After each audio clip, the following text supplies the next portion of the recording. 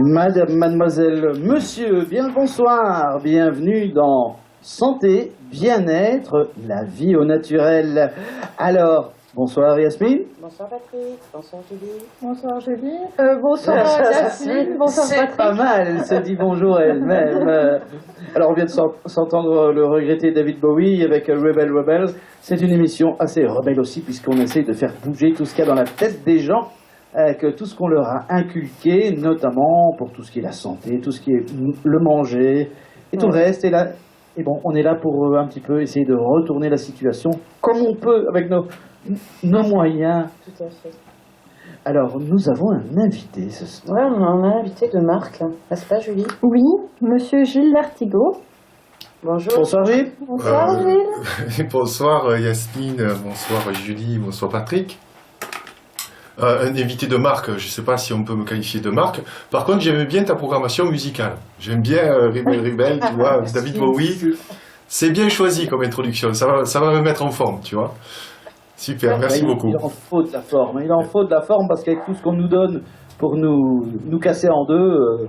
C'est pas tout ce qu'on nous donne, c'est tout ce qu'on prend en fait. C'est parce qu'on a le choix, tu vois, on nous l'impose pas. Encore heureux qu'on puisse vivre dans un pays avec un peu de liberté encore. Donc on a le choix de notre alimentation. Gilles, on a le choix, oui. Mais je pense qu'il y a beaucoup de monde qui ne regarde pas qu'ils peuvent avoir le choix. S'ils ne regardent pas, c'est qu'ils n'ont pas envie de s'informer, tu vois, parce qu'aujourd'hui, vu les moyens de communication que l'on a, c'est une volonté de ne pas savoir, voilà, je pense. Ou alors c'est un manque de temps. En tout cas, je ne juge pas du tout, moi, les gens qui sont restés dans un process... je dirais classique au niveau de leur alimentation, d'aller faire les courses au supermarché, de manger des saucisses purées le soir, tu vois. Parce que, voilà, soit ils n'ont pas l'information, mais s'ils ont l'information et qu'ils ne le font pas, là aussi, c'est peut-être un problème de choix, de temps et de priorité, tu vois. Mais moi je pense qu'on en arrive là, on arrive vraiment dans un nouveau paradigme, des grands changements où les gens commencent à je généralise pas tout, mais à se responsabiliser, ça va de bouche en oreille, les gens commencent vraiment à s'intéresser à tout ce qui se passe aussi bien au niveau de la planète, mais aussi bien chez eux aussi, et déjà par leur assiette. Oui, mais je pense que c'est pas un phénomène, tu vois, Julie, qui est nouveau. C'est Yasmine. Ah, Yasmine, excuse-moi. Il faut que je m'habitue à vous voir. Yasmine, je pense que c'est pas un phénomène nouveau. On nous parle de changement de paradigme, etc. Bon, moi j'écoute, je suis pas forcément, je dirais, très très connecté. Moi je suis plutôt terre à terre. Mais j'ai remarqué que à toute époque, tu as eu des gens qui se sont élevés, qui sont allés contre la pensée unique. Et c'est pas nouveau. Tu vois, il y a des écrits qui datent du début du XXe siècle et qui font part de leur inquiétude, notamment dans les années 50-60, de cette chimie, tu vois, qui est omniprésente aujourd'hui, qui nous fait beaucoup de mal, de la terre qui va aussi, qui est saccagée pour cette industrialisation à outrance, pour cet hyper-consumérisme, de tout temps. Il y en a eu. Alors c'est vrai qu'aujourd'hui, à mon avis, la grande différence, c'est qu'on a les moyens de se parler entre nous. Tu vois, on a les moyens, avec l'outil qu'on a aujourd'hui, comme Internet, d'être en contact et de se regrouper. Ça, pour moi, c'est le vrai changement. Et je sais pas si tu avais entendu parler de ce film, Colin Serrault a fait La Belle Verte dans les années 90. C'est un exemple, c'est un bel exemple. Voilà, il était quand même très visionnaire sur la situation et voilà, elle avait une réalité qui aujourd'hui, maintenant, La Belle Verte, c'est comme si en ce moment les gens prennent conscience. Je vois déjà sur Facebook, les gens le tournent en boucle ce film et elle a déjà parlé de tout ça. Mais même bien avant, tu as eu, je crois que c'est dans les années 70, Soleil Vert, qui est un film d'anticipation. Tu as eu des écrits aussi comme 1984 ou Le meilleur des mondes, tu vois. Donc voilà, ça c'est des écrits qui datent, tu vois, aujourd'hui et qui étaient visionnaires parce que l'époque est arrivée, quoi. On vit dans ce monde-là. Tu avais une personne aussi, un Américain, je sais pas si tu connais Edgar Cayce, qui c'était un grand médium et qui s'intéressait un petit peu à tout et il parlait justement de la nature, de la nourriture, de l'alimentation aussi, des vibrations qu'on peut avoir en lien avec la nourriture. Il disait créez votre propre lopin de terre si vous pouvez, voilà, sans pesticides, sans rien, vraiment du bio. Hein. C'était dans les années 30, il en parlait déjà énormément sur tout ça. Ouais.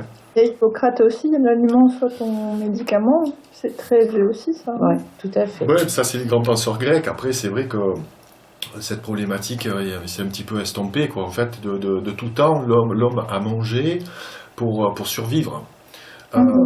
Aujourd'hui, on est vraiment là dans un changement de paradigme, c'est-à-dire qu'on mange plus pour survivre. Tu vois, on mange parce que c'est bon, par gourmandise, par drogue, par addiction.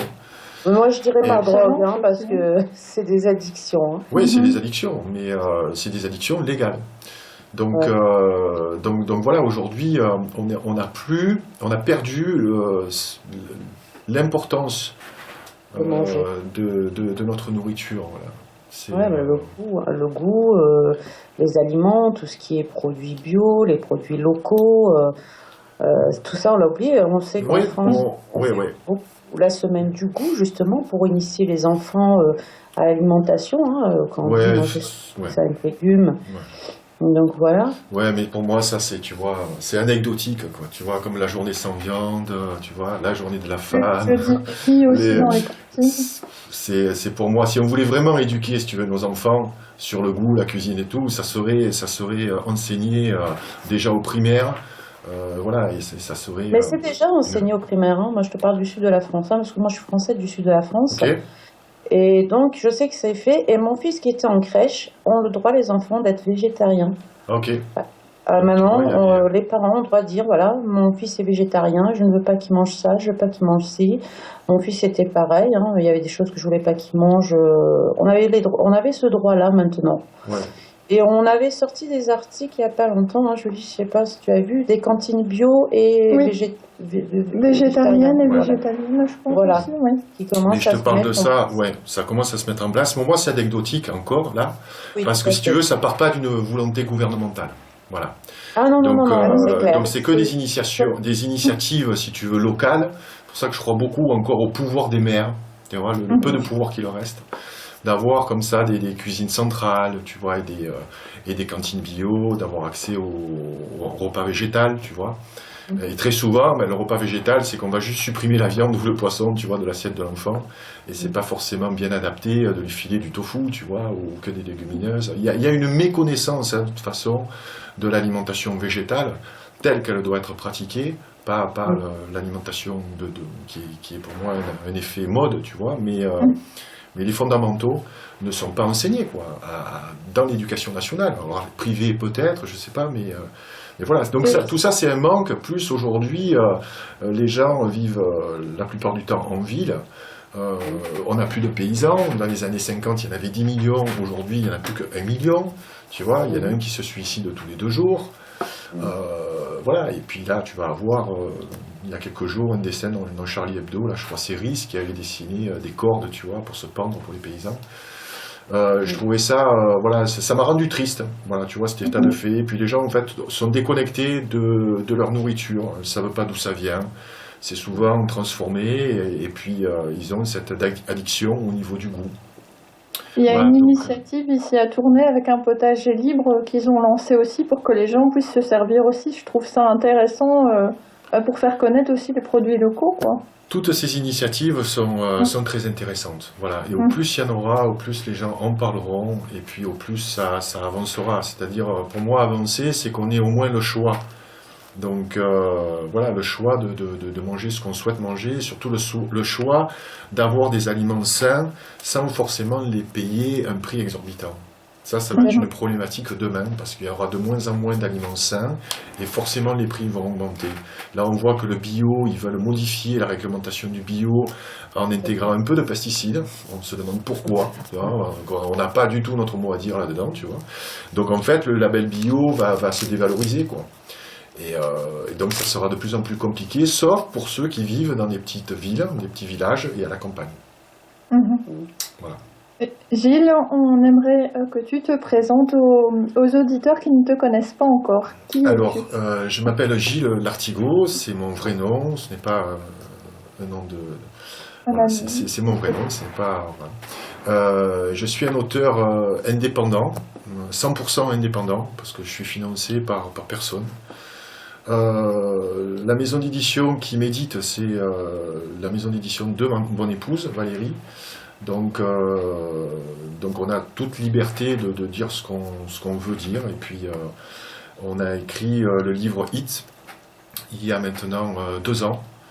Et on a eu... donc on était au Québec, on a vécu 5 ans au Québec, on a écrit le livre là-bas. On a fait des enquêtes en Europe et aux États-Unis et au Canada. Et il se trouve... donc ce livre, c'est je dénonce l'alimentation toxique, l'alimentation qui nous rend malades. Je mets en relation, grâce à un grand professeur qui a travaillé avec moi, qui s'appelle Pierre-Marie Martin, spécialiste des perturbateurs endocriniens et des cancers hormonodépendants. On a pu établir le lien entre notre alimentation et le développement de maladies comme le cancer, les maladies chroniques, le diabète, etc., l'obésité croissante. Et le livre se veut un peu plus lumineux, je dirais, lorsqu'on aborde la deuxième moitié du livre, où là je parle d'alimentation vivante, et je dis qu'il est temps on peut encore en réchapper, donc il faut se tourner vers l'alimentation vivante et trouver les bons aliments. Donc voilà, c'est un livre sur l'alimentation, c'est aussi un livre un petit peu sociétal, parce que j'ai une réflexion sur notre époque, justement. Moi, je suis né en 66, donc j'ai 50 ans cette année. Donc j'ai un petit peu... Oui, voilà, c'est aujourd'hui, en fait. Bon anniversaire. Toi, c'est aujourd'hui? C'est aujourd'hui, non? Non, c'est pas aujourd'hui, c'est au mois d'août. Ah, je sais pas, parce que j'ai vu tout à l'heure sur ton Skype bon anniversaire. Je croyais que c'était aujourd'hui. Non. Ah, alors je m'excuse. C'est moi, autant pour moi.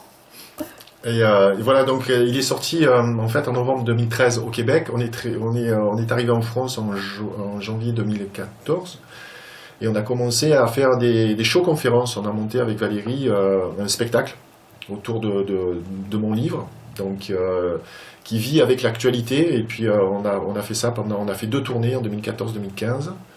On a fait quasiment 80 dates au Québec et en Europe, 60 en France. Et on a la grande chance que le livre soit un best-seller, et qui est numéro 1 sur Amazon en nutrition depuis 14 mois, qui fait partie régulièrement du top 100 des livres les plus vendus. Et on est très fiers de ça parce que ça nous donne aujourd'hui une vraie liberté. Donc on arrive à vivre, je dirais, de notre livre grâce à nos lecteurs qui ont fait cet acte d'achat et ceux qui sont venus nous voir en show-conférence. Et donc là, on a beaucoup de projets là, pour cette année. On en parlera peut-être si vous voulez un petit peu plus tard. Et donc on est très satisfait de la tournure qu'ont pris les choses. Voilà, j'étais un petit peu long, excusez-moi. Juste avant de poser la question, comment vous en êtes arrivé à vous poser la question sur ce qu'on mange, je veux savoir la chronique d'un fauve dans la jungle alimentaire.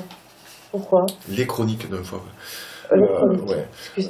Pourquoi? Parce qu'aujourd'hui, on vit dans une jungle. Voilà, je trouve que l'image du fauve me correspond bien. Un fauve a développé un instinct. Ah oui. Ouais, pas forcément physiquement, je pensais pas forcément à ça.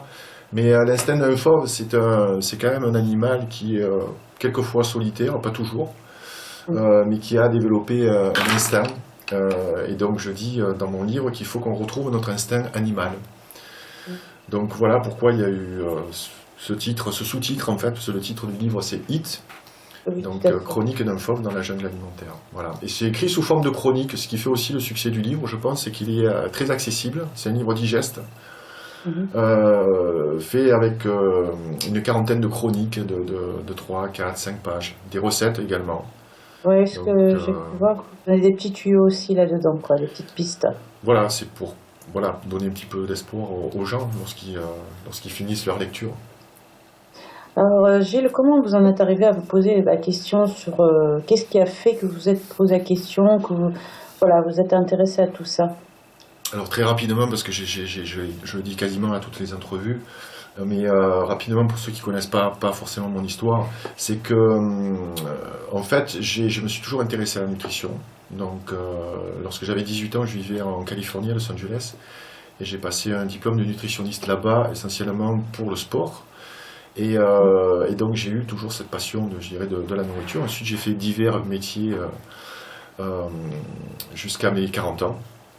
Et puis on en est venu à écrire ce livre parce qu'on a enquêté, notamment pour la télévision et certains médias de protection animale, on a fait des enquêtes et d'investigations dans le domaine de la protection animale.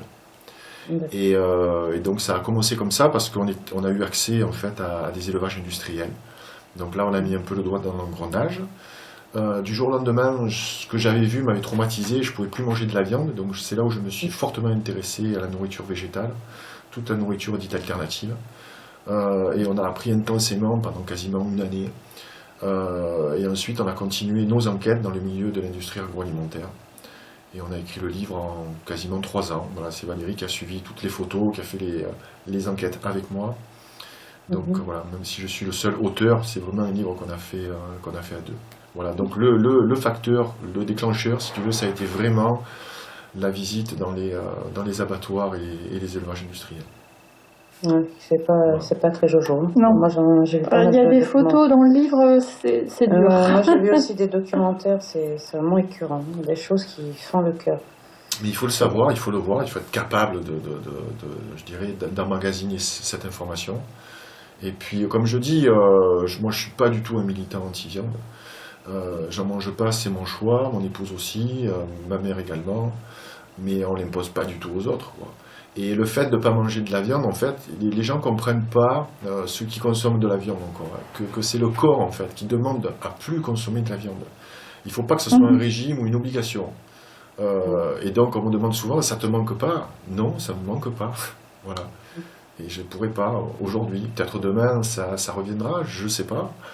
Je pense pas. Mais pour survivre à ce que je mangerai de la viande, oui, on m'a quelquefois posé la question. Est-ce que je serais prêt à tuer un animal pour survivre? Oui, j'ai répondu également à cette question. Mais aujourd'hui, on n'a pas besoin de tuer les animaux, on n'a pas besoin, si tu veux, on n'est pas dans un état de survie, pas encore. Il y a d'autres choses qui peuvent remplacer la viande. Voilà, donc, mais bon, ça, il faut avoir aussi l'information. C'est long, tu vois, le changement est très très long, c'est un changement aussi social. Si tu es rejeté par ta famille, tes amis ne comprennent pas, quand tu sors, c'est la galère, enfin voilà.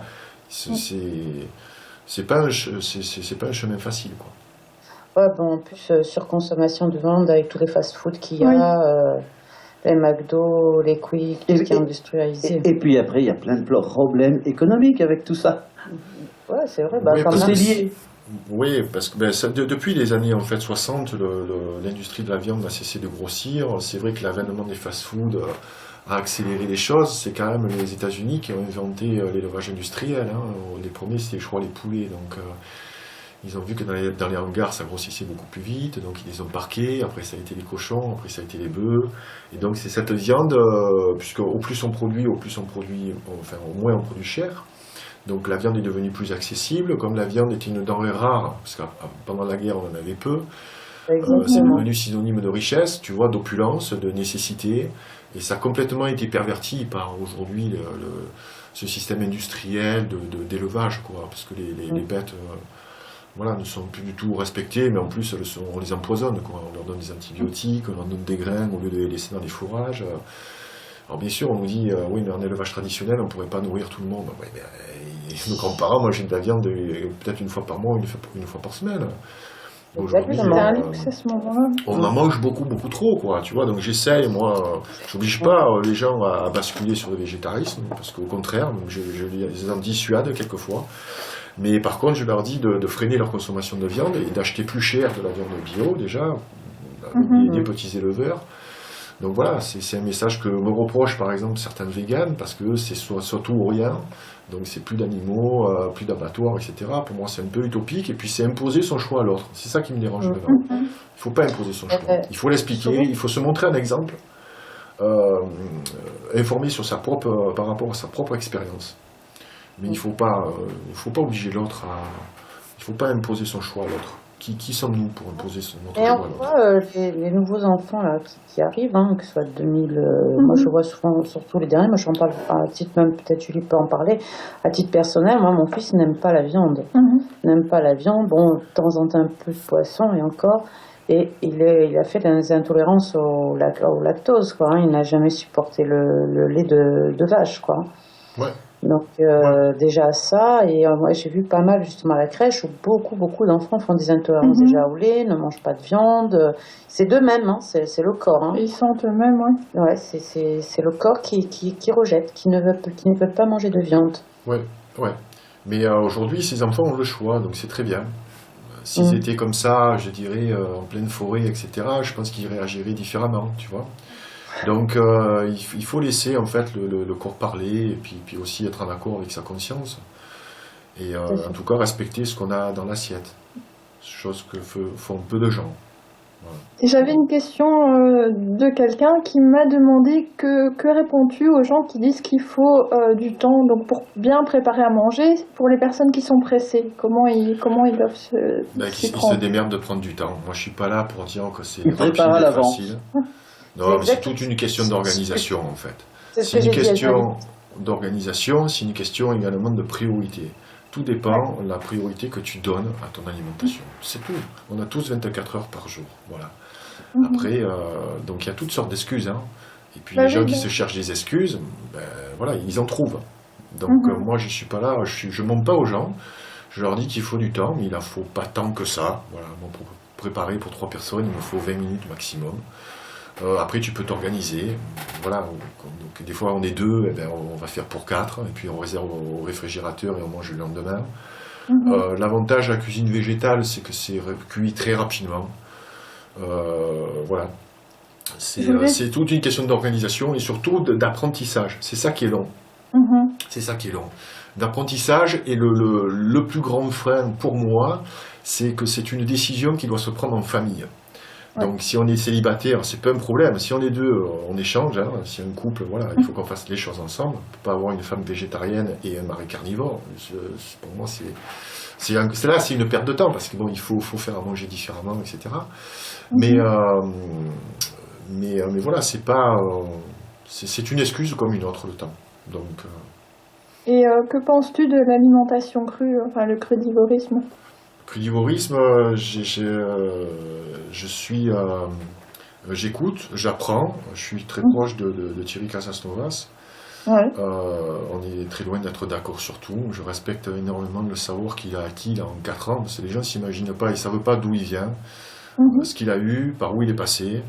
Et moi, j'en parlais justement à midi avec des amis qui appréciaient beaucoup ces vidéos. Et je me disais, je suis assez admiratif devant Thierry par rapport à tout ce savoir qu'il a emmagasiné ces dernières années. Voilà. Il est rarement dans le faux. Par contre, Thierry, en fait, parle de généralité. Et le gros danger aujourd'hui, c'est que les gens sont très différents. Donc, ils ont certaines intolérances.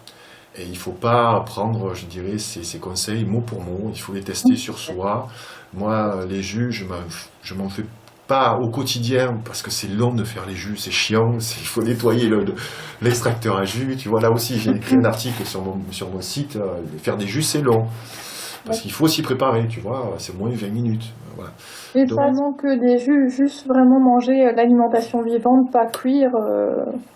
Ben écoute, ça peut correspondre à certains, tant mieux, ça ne correspond pas à tout le monde, loin de là. Quand je parle de ça à des amis qui vivent au fin fond du Québec, dans le Grand Nord, ils rigolent un petit peu, parce que oui, c'est bien beau, mais ils n'ont pas accès à cette nourriture, tu vois. Donc ça dépend le lieu où tu te trouves, ça dépend de ton mode de vie.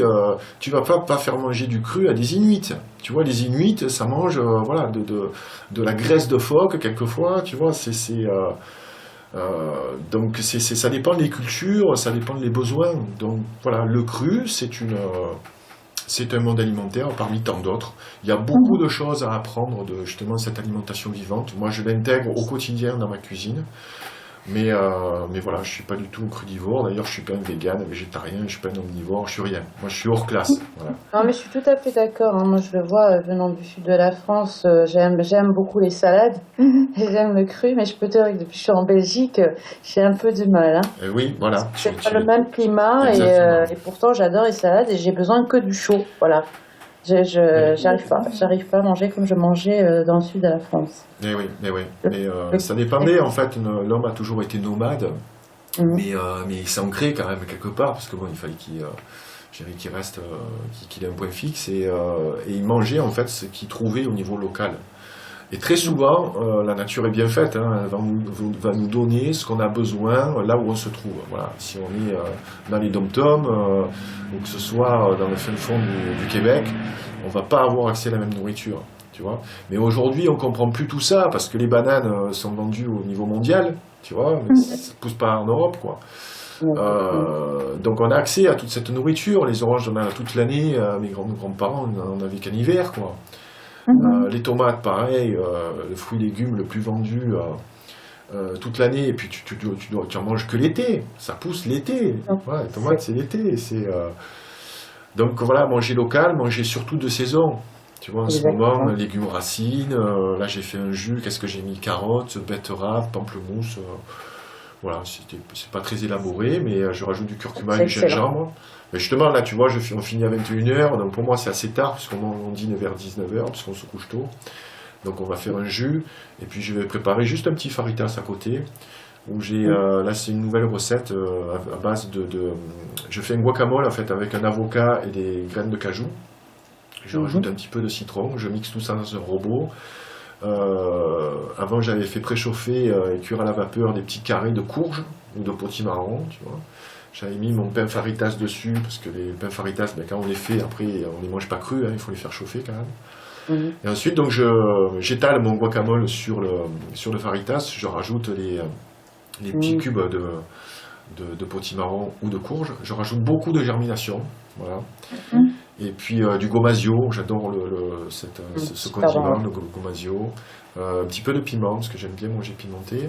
Et puis on ferme ce faritas, donc on mange ça avec un jus. Voilà. C'est relativement léger, parce qu'en principe je mange un peu plus. Voilà, Gilles, on va faire une petite pause musicale. Cool. Alors qu'est-ce que tu attends? Envoie toi aussi ta candidature via email à animateur@pacificfm.be et rejoins très bientôt l'équipe de Pacific FM. Pacific FM, votre radio au cœur de la Wallonie-Picarde. À bientôt. Et bien-être, vit ta vie au naturel. Il va falloir que je prenne l'habitude de le dire, là, c'est pas toujours évident, là, un nouveau nom. Alors, nous sommes aujourd'hui avec Gilles Lartigot, et on vous parle de nourriture principalement, tout ce qu'on a ingurgé du lit. Alimentation, oui. Donc, Gilles, tout à l'heure, tu as parlé des perturbateurs endocriniens. Est-ce que tu peux un peu expliquer aux auditeurs qu'est-ce que c'est, où on trouve ça, enfin, nous expliquer un petit peu? Les perturbateurs endocriniens, ce sont des molécules toxiques qui se fixent à vie dans nos cellules graisseuses. Donc qui nous provoquent de l'infertilité notamment, parce qu'aujourd'hui on est beaucoup moins fertile que nos grands-parents. La génération qui arrive, ça sera assez dramatique. Ça provoque aussi des malformations chez les nouveau-nés, de l'infertilité aussi féminine, des désordres au niveau du système nerveux central, des malformations, etc. etc. C'est vraiment de belles saloperies. Et les perturbateurs endocriniens, en fait, sont des molécules chimiques qui sont apparues dans les années après-guerre, dans les années 50. Ça vient principalement donc des gaz de combat qui sont aujourd'hui les pesticides qu'on emploie en agriculture sont des dérivés des gaz de combat de la Première et Deuxième Guerre mondiale, fabriqués par Monsanto. Et donc ces molécules chimiques, on les retrouve dans les pesticides, donc on les absorbe. Et il ne faut pas croire, par exemple, lorsqu'on prend un fruit, qu'on le rince, qu'on passe du bicarbonate dessus, ou qu'on le pèle, qu'on enlève la peau. En fait, les pesticides sont à l'intérieur de la chair du fruit, même dans les pépins. Donc, le fruit qui reçoit le plus de pesticides, c'est par exemple la pomme. Vient ensuite le raisin. Donc, tout ce qui est vin non bio, c'est du concentré de perturbateurs endocriniens, du concentré de pesticides. Il faut le savoir. Il faut en être conscient, et ça, c'est apparu dans les années 60, et aujourd'hui, c'est vraiment omniprésent. Donc, ça provient de 3 sources, donc les pesticides, les engrais, etc. Ça provient aussi des plastiques. Tous les plastiques, en fait, sont perméables, c'est-à-dire qu'il y a des polymères et des monomères, donc qui forment justement le plastique. Et le plastique, en principe, est rigide et cassant. Et pour le rendre souple, donc, on va faire un liant avec des monomères. Et ce liant, en fait, est perméable à la chaleur. C'est-à-dire que tout le contenant plastique que vous mettez au micro-ondes pour faire chauffer votre alimentation, vous allez le rendre poreux. Les perturbateurs endocriniens vont aller dans la nourriture. Vous allez l'absorber et vous allez le fixer à vie dans vos cellules graisseuses. Et lorsque vous allez allaiter votre enfant, vous allez lui transmettre ces perturbateurs endocriniens. Voilà. Un enfant qui naît aujourd'hui a à peu près une centaine de molécules toxiques différentes à l'intérieur de son corps. Il faudrait quand même qu'on réfléchisse sur ce problème-là. Et donc la troisième source, c'est tout ce qui est médicaments. Par exemple, l'eau de ville que nous buvons a des résidus médicamenteux, personne ne nous en parle, a des résidus de pesticides, personne ne nous en parle. On nous dit que cette eau, elle est potable, mais elle a du chlore. Le chlore, c'est pas bon pour nous. Au Québec, il y a même du fluor. Le fluor est un neurotoxique, c'est très pas bon pour nous. Et donc on absorbe ces sources de perturbateurs endocriniens, notamment en buvant de l'eau. Ça se retrouve donc dans notre corps et on est de plus en plus aujourd'hui intoxiqué. Ça devient vraiment dramatique parce qu'il y a un lien très très fort avec le développement de maladies graves, voilà, et même mortelles. Et j'avais vu aussi les perturbateurs endocriniens, c'est aussi dans tout ce qui est cosmétique. Avec peut-être le parabène, tout ça, ouais. D'accord. Donc en fait, ça c'est les conservateurs, parce que pour qu'on puisse nous les vendre avec 2-3 ans, tu vois, d'utilisation, voilà, il faut mettre des choses chimiques, quoi. En fait, tout ce qu'on se fout sur la gueule, hein, notamment les femmes, sont sources en fait, puisque la peau en fait est poreuse, tu vois. Donc là, on s'en rend pas compte. Donc on se maquille, on se surmaquille. C'est l'époque qui veut ça aussi. Et ça, donc tout ça, c'est pas très bon. Les mauvais déodorants, tu vois, qu'on se met sous les aisselles, tout ça, bon, c'est pas très. Aussi, ouais. Exactement, voilà. Donc c'est pas très bon non plus. Donc c'est pour ça en fait qu'il y a de plus en plus aujourd'hui de cancers. Il y a de plus en plus de maladies comme Parkinson, des maladies dégénératives qui sont liées en fait à une consommation comme ça de produits toxiques et on les consomme malgré nous. Voilà, malgré nous.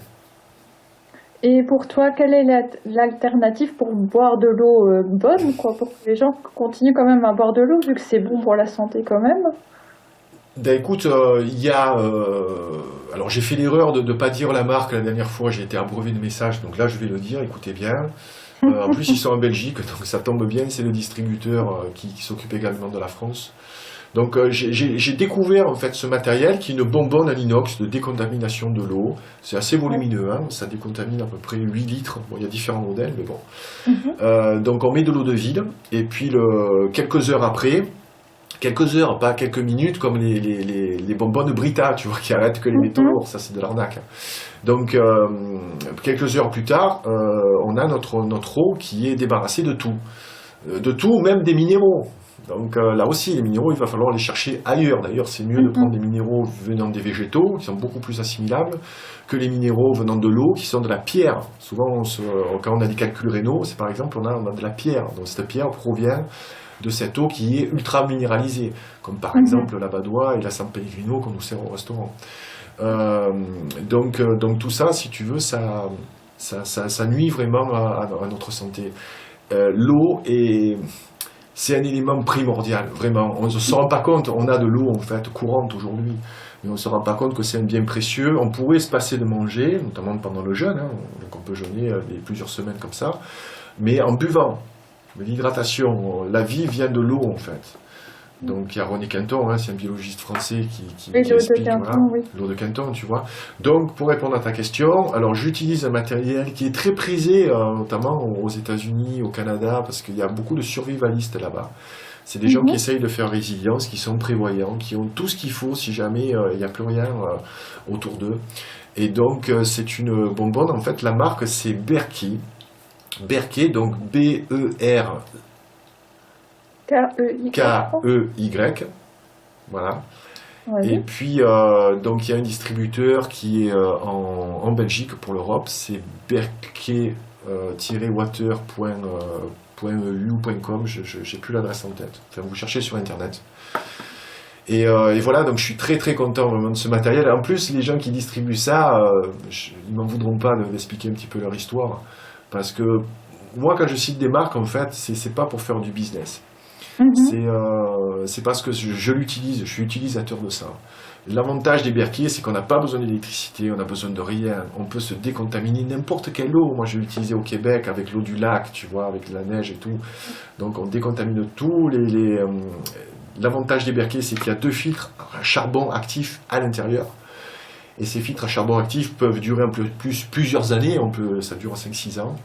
Donc le coût d'achat est relativement élevé, puisqu'il faut compter à peu près, je crois, dans les 280 voire 300 euros. D'accord. Mais on garde la machine, bien sûr, plusieurs dizaines d'années. Les filtres, on les remplace au bout de 5 ans, etc. Donc, et puis, je suis tellement content, en fait, et puis eux sont fans de Hit. Et donc si on se présente, en fait, de ma part, ils accordent une remise sur le tarif de cette bonbonne de décontamination, parce qu'elle est exceptionnelle, elle est utilisée par les ONG, notamment en Afrique et tout. Donc pour en revenir aux deux personnes qui ont monté ce site, en fait c'est quelqu'un qui vivait en Afrique et qui utilisait en fait ce matériel-là en Afrique parce qu'il y avait des problèmes au niveau de l'eau. Et l'autre, c'était quelqu'un qui vendait des photocopieurs et qui en a eu marre de polluer, si tu veux, l'environnement. Et il s'est dit, il faut que je trouve quelque chose de mieux à faire. Et tous les deux se connaissaient, c'est des amis d'enfance. Et quand ils se sont revus, en fait, tous les deux en Belgique, ils se sont dit, bah tiens, l'un a dit à l'autre, tu connais pas les berquets? Non, je connais pas. Ben voilà, c'est ce matériel. Et puis l'eau va être un problème. En Belgique aussi, vous avez de gros soucis au niveau de l'eau. Donc voilà, c'est quelque chose vraiment que je recommande fortement, parce qu'ensuite il n'y a pas de consommation d'énergie, tout ça, c'est vraiment autonome, tu vois, et tu peux survivre avec ça, rien qu'en buvant de l'eau. Voilà. Et que penses-tu moi, j'ai pas Berquet, mais j'ai la fontaine Eva. Écoute, je connais pas les autres systèmes. Moi, celui-ci m'intéresse vraiment, parce qu'elle a besoin d'électricité, la tienne de fontaine? Non, mais Non, par contre, il y a ok. des minéraux dedans. Ok. Après, je connais pas tous les systèmes. Moi, je te dis celui que j'utilise, celui qui est solide vraiment parce qu'il résiste à tout. Et c'est du matériel qui est voilà, qui a fait ses preuves. En tout cas, c'est celui que j'utilise. Donc après, moi, je commente pas le reste. Il y a l'eau osmosée aussi, l'osmose inverse, Oui, moi, ça mais en qui est là, qui est une installation qu'on doit faire et qui est aussi pas mal plus onéreuse. Mhm. Mais qui est aussi un très bon système. Donc il faut vraiment penser à décontaminer son eau, voilà, vraiment. Et que penses-tu en fait de tout ce qui est produits laitiers par rapport aux gens qui disent qu'il faut donner du lait pour le calcium et tout ça? Non, mais ça, écoute, moi ça me tellement évident, si tu veux, aujourd'hui, avec les informations que je détiens. J'ai pas trop développé le lait dans Hit, je pense que dans le deuxième livre, je le développerai un peu plus.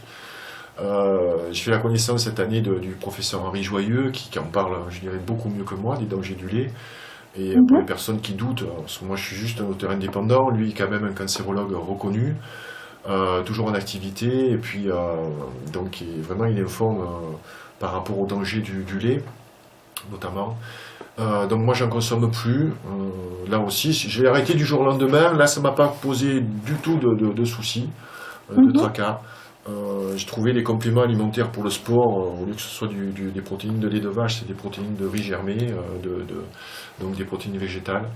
Et puis tout ce qui était yogourt et tout, j'ai compris en fait que c'était des inventions marketing, quoi, parce que le yaourt qu'on mange, et on en mange beaucoup, c'est complètement inutile. C'est vraiment ça. Et puis le lait, le calcium, on peut le trouver dans les végétaux. Mais bon, là aussi, il faut avoir quand même une belle alimentation diversifiée. Le danger du lait aujourd'hui, principalement, c'est qu'il y a des facteurs de croissance qui restent, parce qu'en fait, nos grands-mères faisaient bouillir le lait, elles achetaient le lait cru à la ferme. Donc aujourd'hui, on l'achète, en fait, il est pasteurisé, il est cuit UHT.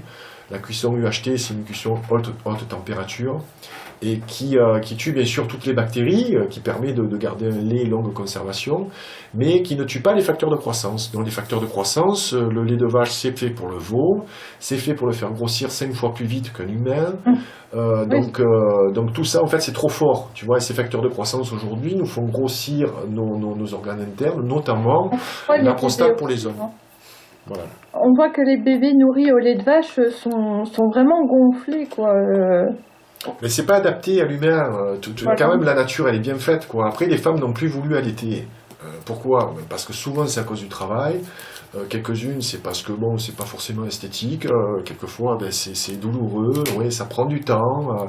Mais avant, les enfants étaient allaités. C'est grâce à ça qu'ils survivaient, hein, parce que, voilà, aujourd'hui, je pense que tous les gamins sont trop aseptisés, quoi. On aseptise tout, on veut plus qu'ils aient un petit peu de saleté dès qu'ils sont par terre.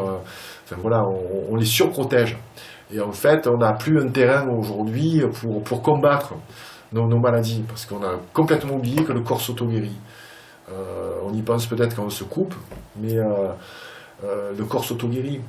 Et pour ça, il faut lui donner de bons aliments, il faut qu'il y ait des bactéries aussi vivantes. Si on mange tout qui est pasteurisé, on ne mange plus de bactéries. Voilà, tout ce qui est aliments fermentés, c'est très très bon pour le corps, pour la flore intestinale. Aujourd'hui, même si on mange très bien, on a un intestin qui est tellement foireux qu'on n'arrive plus à assimiler les nutriments. Voilà. Et puis ceux qui se disent, voilà, je suis en manque de B12, ou je suis en manque de fer, ou je suis en manque de calcium, je fais de l'anémie, ben parce qu'on n'a pas un intestin qui est assez performant pour tirer justement tous ces minéraux des végétaux. Donc c'est pour ça que le cru ne correspond pas à tout le monde. Il faut vraiment rétablir, je dirais, sa fonction digestive et intestinale. Voilà. Et par quel moyen tu dirais à ce moment-là? Écoute, je suis pas un spécialiste en la matière, mais ça vient en fait il faut intégrer de plus en plus de végétaux dans son alimentation. Les aliments fermentés, voilà, il y a du kombucha qui a été fermenté aussi, qui est excellent. Il y a beaucoup d'aliments miraculeux, la miso, le tamari, tous ces noms, si les gens ne connaissent pas l'alimentation végétale, ils vont se dire mais qu'est-ce que c'est? Enfin voilà, pour nous ça peut être, c'est devenu du quotidien, tu vois, mais on peut voilà, apprendre de ce genre de super aliments, comme je les appelle, et qui vont rétablir nos fonctions digestives. Voilà. Si on arrête de s'intoxiquer, on a, je dirais, cet effet de retour à la normale, l'homéostasie dont parle Thierry par exemple. Donc on revient à notre état normal. Il faut se décontaminer, en fait. Voilà. Il faut se décontaminer, se détoxifier, et le faire petit à petit. Et je voulais avoir ton avis parce qu'il y a deux sons de cloche par rapport à ça. Que penses-tu du soja? Je pense que pensent la plupart des gens, c'est qu'il y a les pour et les contre. Donc là, par exemple, je travaille avec deux éminents spécialistes, je pense que c'est les plus érudits en France. Je ne les nommerai pas pour l'instant, je vais réserver la surprise pour mon prochain livre. Donc c'est un naturopathe qui a plus de 25 ans d'expérience, et l'autre c'est un médecin généraliste, spécialiste de l'alimentation végétalienne. Tous deux ne sont pas d'accord sur le soja. Et pourtant, ils connaissent très très bien le sujet. C'est un sujet un peu délicat. Et moi, je dis que le soja, en fait, on n'en a pas forcément besoin. La grosse erreur que font la plupart des gens qui vont vers le végétarisme, c'est qu'ils vont acheter des plats préparés végétariens, où il y a beaucoup d'aliments transformés, là aussi, quoi. Ça, c'est des choses que j'arrive plus à manger, tu vois, c'est une espèce de faux steak. Les steaks à base de sétan, ou les steaks à base de quinoa, tu vois, de lentilles, de céréales, donc tout ça, on nous dit c'est très bien. Moi, j'aime pas du tout le goût, je trouve ça vraiment pas bon. Il y en a très très peu qui sont bons. Alors, on en a quelquefois en dépannage, tu vois, mais la plupart sont faits à base de soja. Et on mange trop de soja, en fait. Là aussi, les végétariens, tu sais, être végétarien, ça ne veut pas dire qu'on mange très bien. Hein. Être crudivore aussi, ça ne veut pas dire qu'on mange très bien. Hein. On peut faire des excès, tu vois. Et donc là, oui, on peut avoir des carences. Il faut pas dire que c'est pas vrai. Oui, on peut être en carence si on passe sur un régime végétal, que notre corps n'est pas préparé à ce changement et qu'on fait forcément des erreurs. Il faut des années pour amorcer un changement, ça se fait rapidement. Mais pour vraiment être bien, avoir effectué un changement majeur dans son alimentation, il faut à peu près 3 ans. Voilà, il ne faut pas dire aux gens qu'en un quart d'heure ou en écoutant une émission, ils vont savoir bien manger. Non, c'est long, il faut tout réapprendre. Voilà. Donc pour te répondre au niveau du soja, moi j'en consomme très peu. Je suis pas du tout fan de tous les sojas, type les yaourts, tu vois, à base de soja, les crèmes de soja, tout ça. Moi, j'emploie plutôt de la crème de riz ou du lait de coco. J'aime pas tous les dérivés du soja. J'ai horreur des desserts végétaliens, par exemple, tu vois. Je trouve ça... franchement, c'est pas... Moi qui aime la pâtisserie, la vraie pâtisserie française, je trouve que c'est beaucoup trop lourd. Tu vois, et voilà, il faut arrêter de se glousser sur les desserts excellents qui sont végétaliens. Il y en a très très peu. Et puis, comme je dis à mes lecteurs, le dimanche, allez voir votre boulanger, pâtissier, artisan, tu vois, et tu te fais plaisir, voilà. Là, pour la Saint-Valentin, j'avais acheté à Valérie et puis à ma mère, on a pris une espèce de cœur c'était en fait... donc une pâtisserie française avec, bien sûr, il y avait un petit peu de chantilly, voilà, il y avait beaucoup de sucre blanc. Donc tout ça, on sait que c'est interdit, on sait que c'est pas bon, tu vois, mais on se fait plaisir, voilà. Donc voilà, je me suis un petit peu éloigné de ta question, excuse-moi, mais le soja, voilà, j'en consomme très peu. Le tempeh, je trouve pas ça très digeste. On dit que c'est vraiment génial comme aliment. Oui, mais moi, ça, je supporte pas. Ça tombe bien, Valérie non plus. Donc on est correct au niveau de nos sensations par rapport à ça.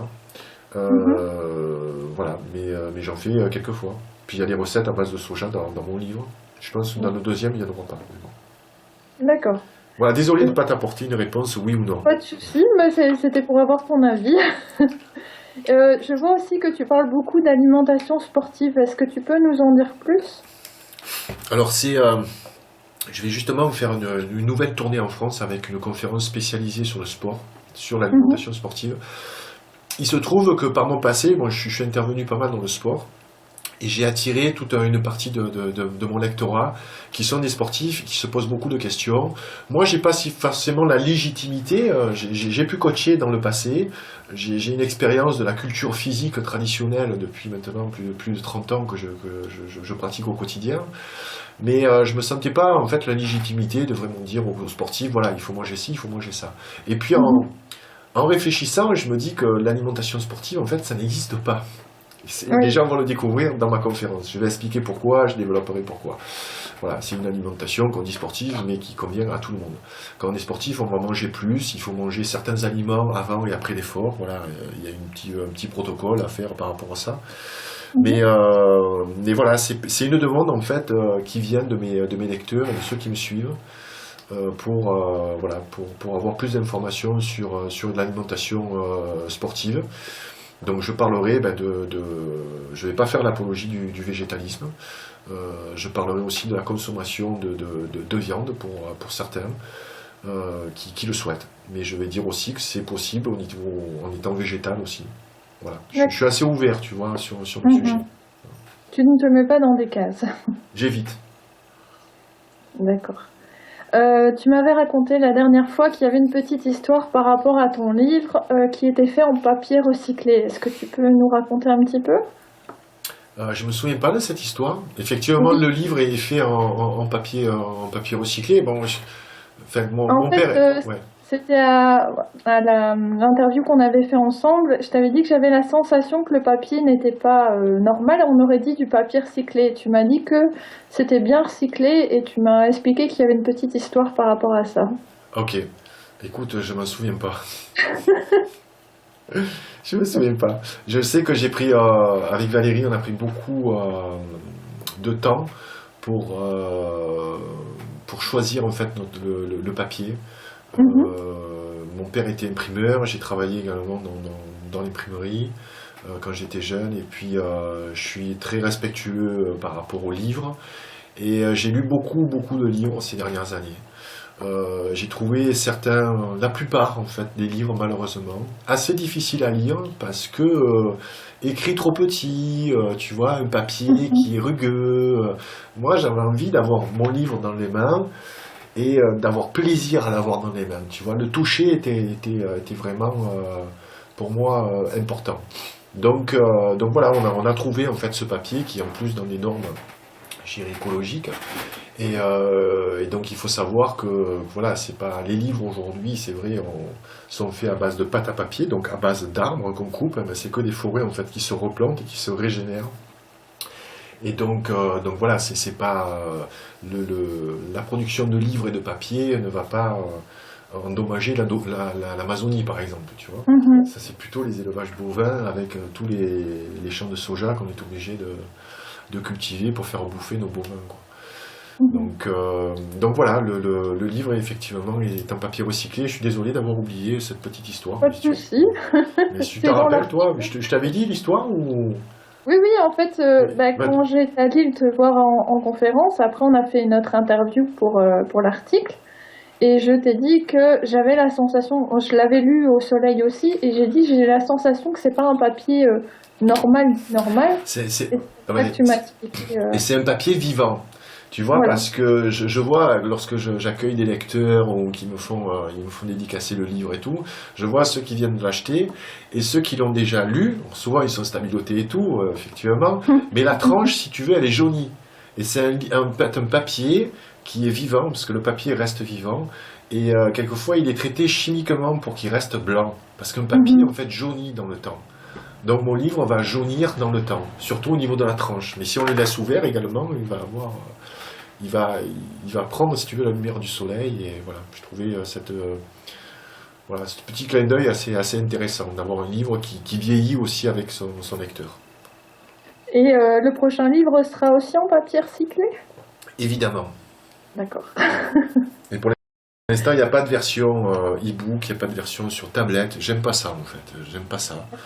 Peut-être que je l'éditerai comme ça, mais pas pour l'instant. On croit beaucoup au support papier, à la puissance du livre qu'on a dans les mains.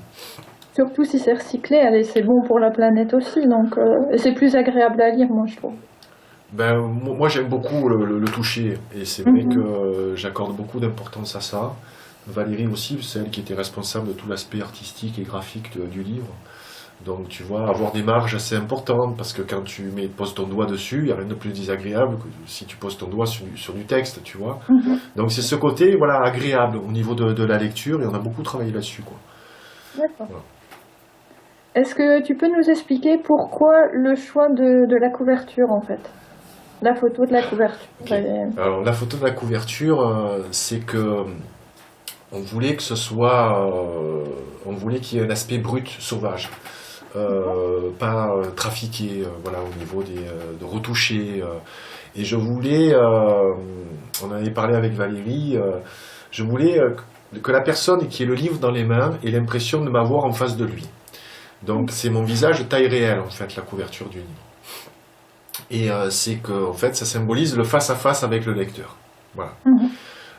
Ensuite, voilà, j'avais une certaine image en tête, donc c'est Valérie qui a fait la photo, qui était en fait une photo test qu'on a fait vraiment sous le porche de notre cabane au Canada, avec la lumière naturelle et tout, vraiment, et son appareil photo, je shoot plutôt les insectes, tout ça. Donc là, elle a shooté une grosse bête à poil.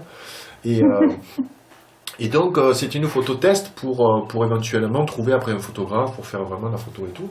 Et puis, lorsque je l'ai, retouché sur mon ordinateur, j'ai juste accentué, en fait, les ombres et la clarté. Okay. Et donc, il est sorti cette image-là. Et puis là, on s'est dit, c'est ça. Voilà. Le fait de mettre hit au milieu de la bouche, c'est symbolique aussi, parce que c'est hit, ça peut être un bandeau, en fait, qui m'empêche de parler. Et ça peut être aussi hit, mange l'information en fait qu'il y a dans le livre. Voilà, mange ce que tu es en train de lire. Et puis c'était aussi le lien, parce que tu sais que la musique tient beaucoup d'importance dans ce que je fais, avec un hit musical, le hit H-I-T, tu vois. Donc voilà, en fait c'est venu vraiment naturellement, Chronique d'un fauve dans la jungle alimentaire aussi. On a vraiment été avec Valérie très très inspirés par notre vie dans les bois au Québec. D'accord. Attends, je réfléchis. Oui, donc tu m'avais dit que tu venais de l'industrie musicale. Comment t'es venue l'idée de l'heavy metal food? Alors, je viens de l'industrie musicale. En fait, j'ai fait beaucoup de métiers. Je suis musicien depuis l'âge de mes 14 ans. C'est une passion qui m'a jamais quitté. J'ai joué dans plusieurs bandes. Ensuite, lorsque je suis parti aux États-Unis, c'était pour jouer de la musique. Ensuite, j'étais producteur de certains groupes. Et j'écris généralement tout ce qui est les bandes originales de nos reportages et tout. En fait, je composais encore. Voilà. Donc la musique faisait vraiment partie de ma vie. Et lorsqu'on est parti avec Valérie s'installer au Canada, c'était vraiment pour changer de vie, pour avoir une rupture totale avec ce qui nous était arrivé là, en 2007. Donc un gros échec professionnel, une grosse claque, on a tout perdu du jour au lendemain. On est parti en fait se ressourcer là-bas, et puis on s'est dit voilà, bon, on arrive à vivre avec nos petites économies pendant à peu près 2-3 ans. Qu'est-ce qu'on pourrait faire voilà, plus tard? On ne voulait plus refaire le même métier, on était plutôt dans la communication et l'événementiel. Et on s'est dit qu'est-ce qu'on aime faire? Et Valérie donc était passionnée par les animaux, moi j'étais passionné par la musique et puis l'alimentation. Et on s'est dit, bon, on va commencer donc à faire des enquêtes là-dedans. Et puis, naturellement, j'ai fait des entrevues pour une chaîne donc, qui s'appelle Radio Metal en France,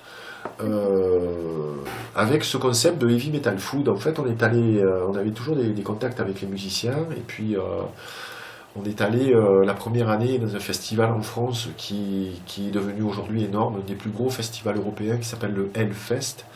Oui. On y retourne d'ailleurs cette année, c'est le 17, 18, 19 juin, en Bretagne.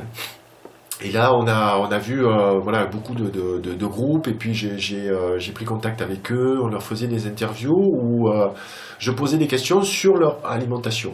Voilà, je voulais savoir ce que la rockstar que j'avais en face de moi, ce qu'elle mangeait lorsqu'elle était en déplacement, est-ce qu'elle prenait en considération l'alimentation. Comme souvent, c'était des gens un petit peu de mon âge. 40, 50, voire 60 ans, des gens plus ou moins abîmés, comme Ozzy Osbourne par exemple de Black Sabbath, qui ont fait les pires des choses dans leur vie et qui prennent conscience que l'alimentation est très importante s'ils veulent durer. Et ils m'ont dit des propos qui étaient vraiment très intéressants. Et donc je me suis servi en fait de toutes ces entrevues que j'ai fait sur Heavy Metal Food. J'ai pris des phrases, des petites séquences dans chacune des entrevues, et ça sert de fil conducteur à mon livre. Voilà. Oui, Une des petites séquences, par exemple, qui est magique, c'est celle avec Steve Hogarth, qui est le chanteur du groupe Marillion, et qui me disait, lorsque je lui faisais goûter mon pain d'épices, en lui disant que j'avais grandi un petit peu avec sa musique, donc j'avais beaucoup de respect pour ce qu'il faisait, et il me dit, tu me le rends bien, parce que faire de la cuisine pour quelqu'un, c'est lui dire je t'aime. C'est beau. Et donc c'est beau, c'est vrai en plus. Et donc tu vois, c'est une petite phrase que j'ai sortie de ces entrevues, voilà. Et les entrevues Heavy Metal Food donc vont entre guillemets renaître, parce que là on a eu nos accréditations pour le Hellfest cette année, donc je pense qu'on va en refaire encore une nouvelle saison. Je crois qu'il y a eu 2 ou 3 saisons dans le passé. Donc ça date de 2011, 2012, 2013, tu vois. Ok, petite pause musicale. C'est parti. Allez, à tout de suite.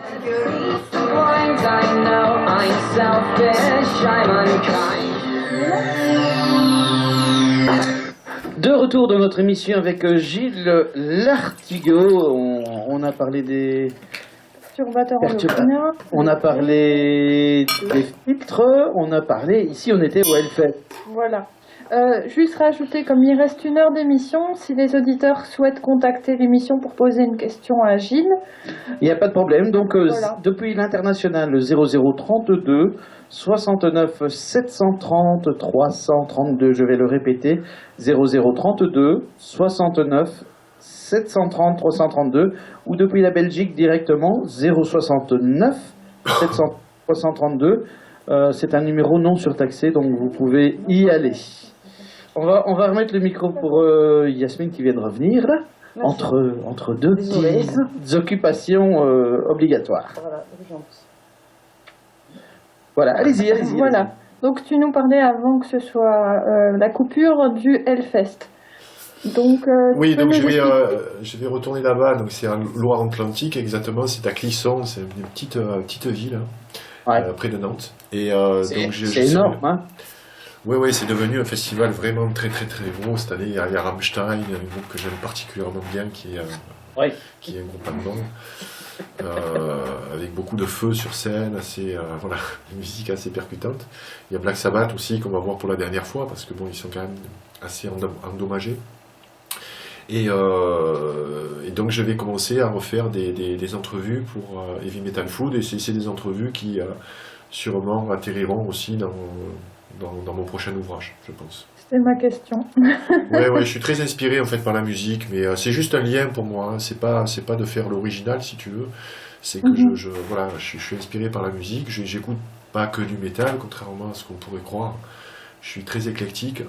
J'ai la chance d'avoir connu dans ma vie des gens qui m'ont instruit au niveau de la musique, c'est-à-dire j'ai une culture musicale qui est, sans fausse modestie, assez développée, parce que j'ai rencontré, je dirais, sur ma route, sur mon chemin de vie, des gens passionnés, des gens qui m'ont justement transmis leur amour de la musique, et qui m'ont fait connaître des groupes, des musiciens, des styles musicaux. Il y a une entrevue d'ailleurs avec Heavy Metal Food, avec Shuriken du groupe IAM, où il me parle justement de la différence entre le rap et le métal. Il n'y a pas forcément autant de différence que ça, parce que c'est une musique de passionnés. Voilà, je regrette aujourd'hui que les jeunes ne soient plus passionnés par la musique, parce que on est à l'ère du zapping, donc on prend pas le temps.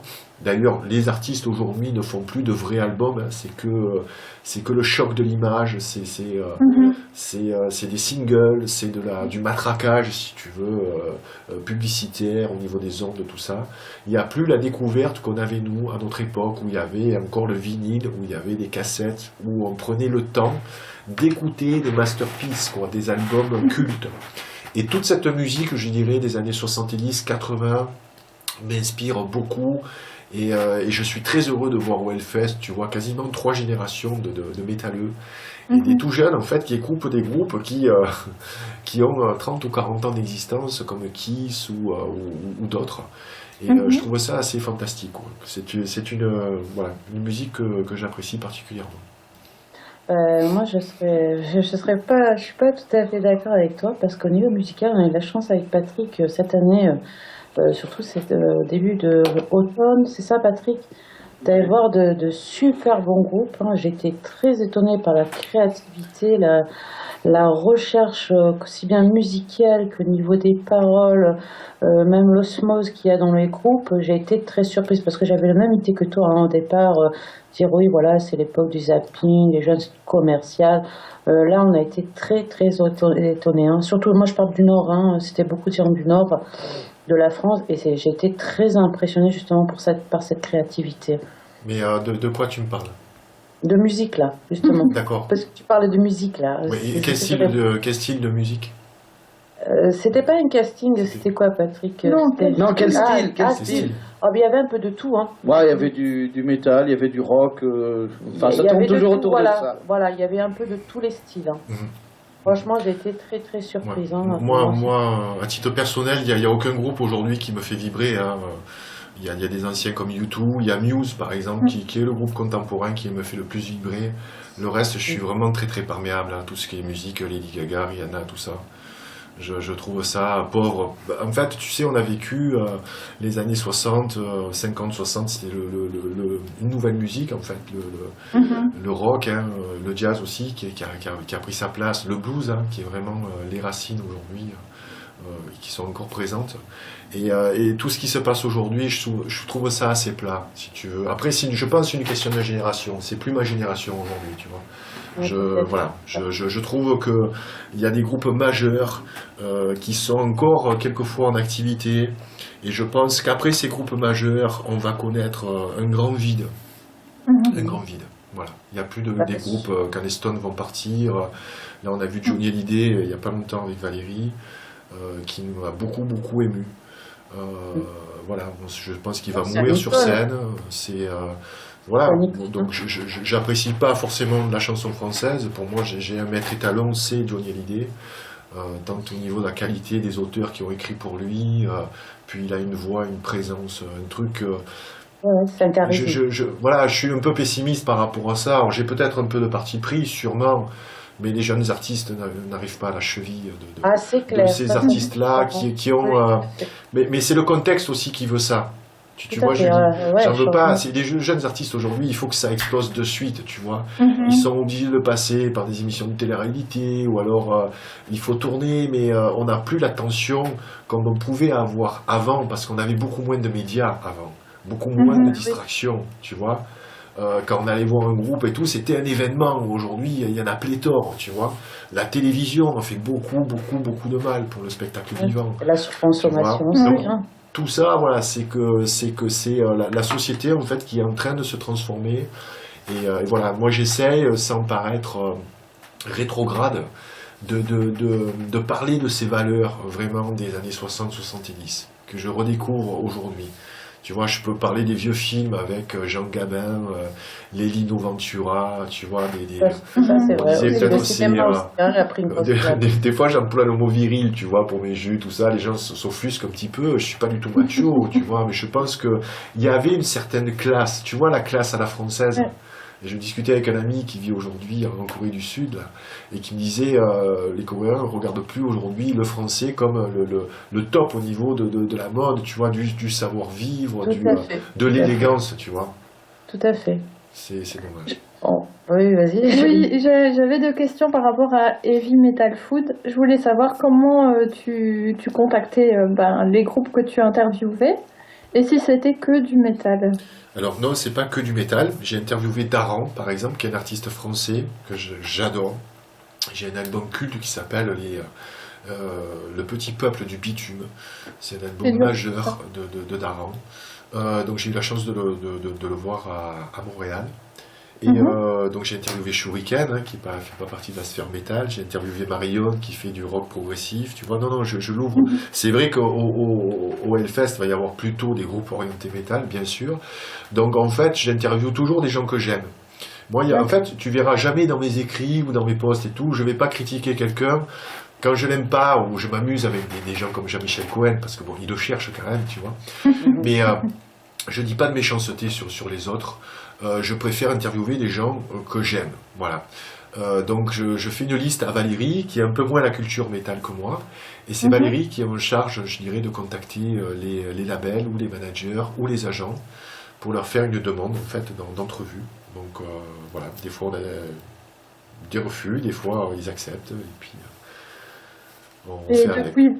Et depuis le livre, est-ce qu'il y a peut-être plus d'acceptation? Non. Je sais pas, je te dirai ça après le Hellfest. Parce qu'en plus, le livre est sorti, il a été traduit en anglais, tu vois.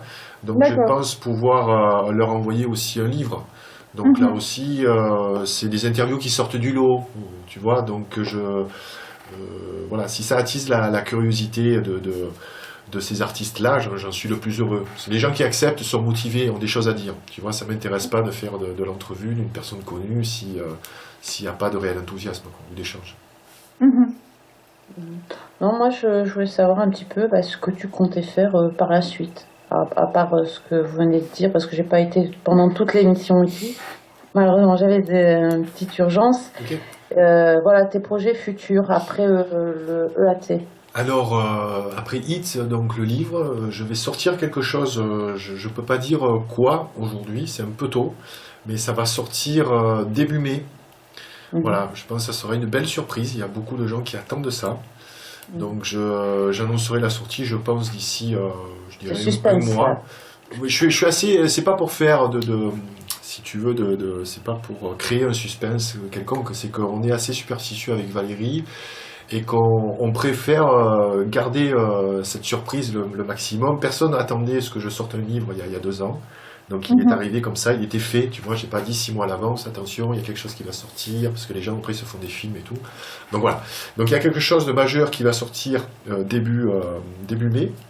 Donc ça sera entre guillemets mon deuxième opus. Suivra une tournée que j'ai intitulée le Hit Sport Tour. Donc sur l'alimentation sportive. Donc je vais aller visiter plusieurs villes de France. Je vais essayer de venir en Belgique également, parce que j'ai pas mal de lecteurs là-bas. Et puis donc je pense sortir encore quelque chose d'ici la fin de l'année.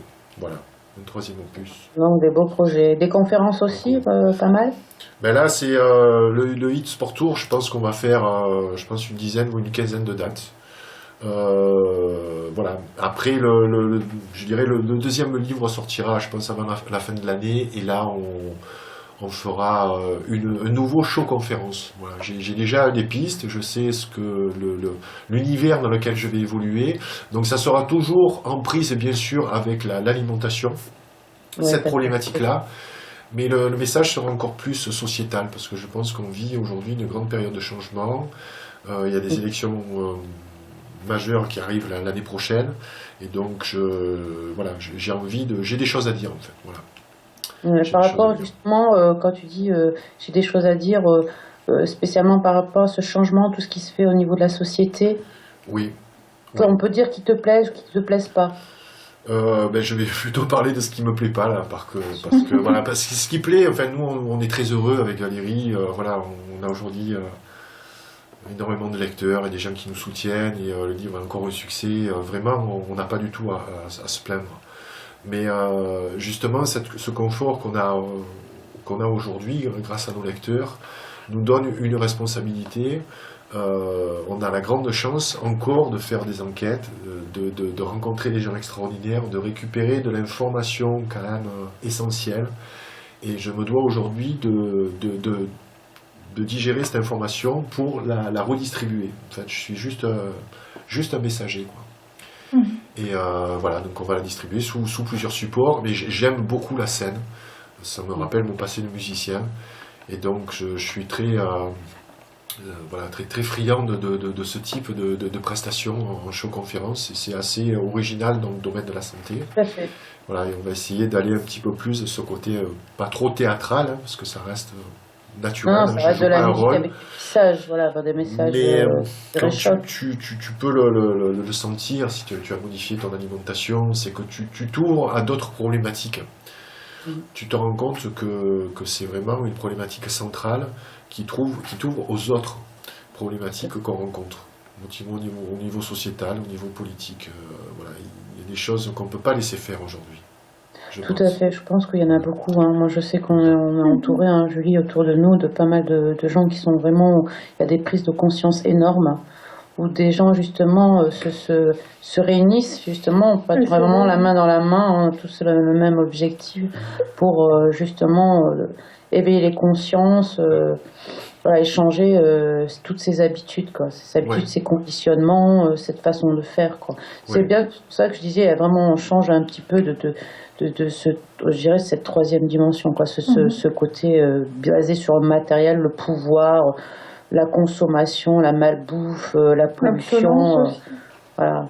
Et on le voit aussi sur Facebook, hein, ça tourne pas mal hein, sur ces images, hein, la maltraitance animale. Oui. C'est bien, tout ce qui est réseaux sociaux, tout ça, pour moi ça reste du virtuel. C'est pour ça que tu vois l'avantage de me rendre comme ça auprès de mon public, de faire ces show-conférences, c'est que j'ai visité toutes les régions de France, je suis allé en Belgique plusieurs fois, je suis allé en Suisse et au sud du Luxembourg. Et donc, c'est qu'on est en phase avec les gens et on sait qu'au niveau local, il y a des actions à faire. Moi, je suis un homme d'action, tu vois, voilà, je suis pas un signeur de pétition. Voilà, tu vois, par exemple, ça n'a jamais servi à rien, hormis peut-être de faire passer un message, voilà, mais les pétitions n'ont jamais changé quoi que ce soit. Je décourage pas les gens de les signer, tu vois, mais je suis plus, moi, un homme d'action. C'est-à-dire faire des choses de façon concrète.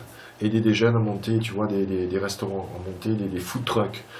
Donc voilà, aider quelqu'un qui veut démarrer une nouvelle activité, qui veut changer de vie.